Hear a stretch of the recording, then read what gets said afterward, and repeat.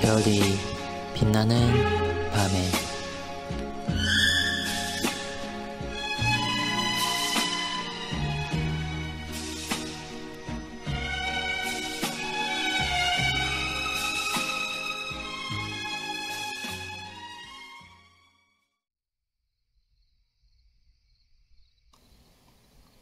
(88문은) 215일차를 참고해 주시기 바랍니다.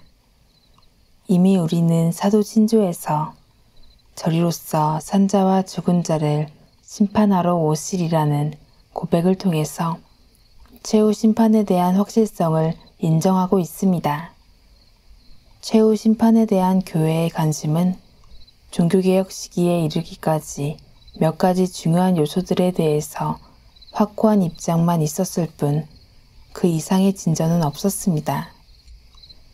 종교개혁자들도 마찬가지로 그때까지 계승해온 요소들, 예컨대 부활 후의 모든 사람과 사탄의 세력을 대상으로 하는 전체적인 심판이 있을 것이고, 이것은 창조된 상태의 세상에 종말을 고하는 것이며, 그때 모든 행위가 선악간의 판단을 받게 될 것이며, 그리스도께서 재판장으로 서 계시리란 것 등입니다.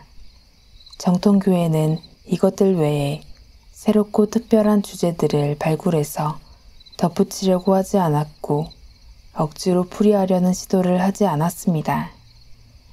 이러한 태도들이 자유주의에서 최후 심판의 의미를 상징적 차원으로 제한시키거나 신비주의에서는 임의적으로 왜곡하여 확대하는 결과를 초래했다고 하더라도 정통교회는 그 이상 다른 새로운 교훈을 만들어낼 수 없는 선에서 머물러 있었다고 평가해야 할 것입니다.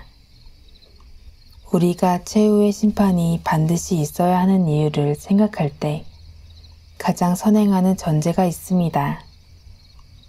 하나님께서 세상을 창조하시되 말씀으로 창조하셨고 더욱 극대화하기 위하여 창조된 피조물, 곧 이성을 가진 피조물들에게 하나님의 말씀을 명령하셨다는 것입니다.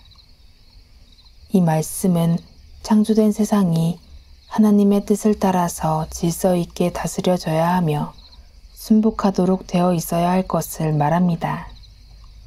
비록 천사들에게 주신 말씀에 대하여 성경은 침묵하고 있으나 겨우 유다서 6절에 자기 지위를 지키지 아니하고 자기 처소를 떠난 천사들 정도 밝혀주고 있는데, 이때도 지위, 처소라는 표현을 통해서 그들이 있어야 할 질서, 규범에서 벗어났음을 알려주고 있습니다. 하나님께서 아담에게 주신 말씀은 그러한 면에서 하나님 나라의 통치원이고 법이며 질서였습니다. 이성을 가진 피조물들은 이 법 아래 살면서 순종하든지 불순종하든지 두 가지 선택의 길 외에는 없었습니다.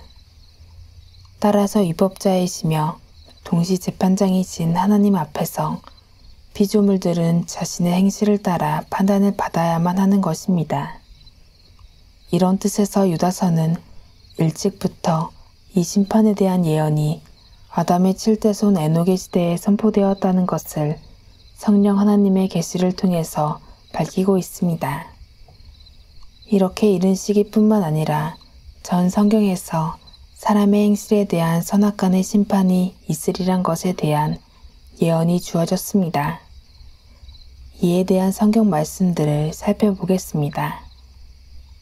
하나님은 모든 행위와 모든 은밀한 일을 선악간에 심판하시리라.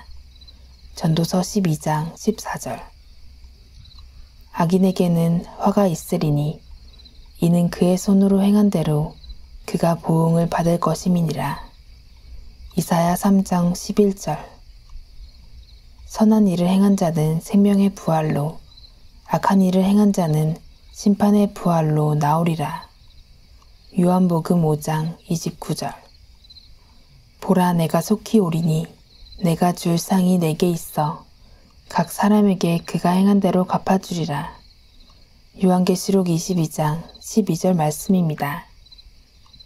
여기에 보는 바와 같이 하나님께서는 사람의 행실에 대하여 그의 선악간에 행한 대로 갚으실 것을 말씀하셨습니다. 그러나 하나님의 섭리가 일하는 방식은 항상 사람의 판단과 일치하지 않는다는 것을 알아야 합니다. 이것은 말씀과 현실 사이의 차이나 괴리됨을 말하는 것이 아닙니다.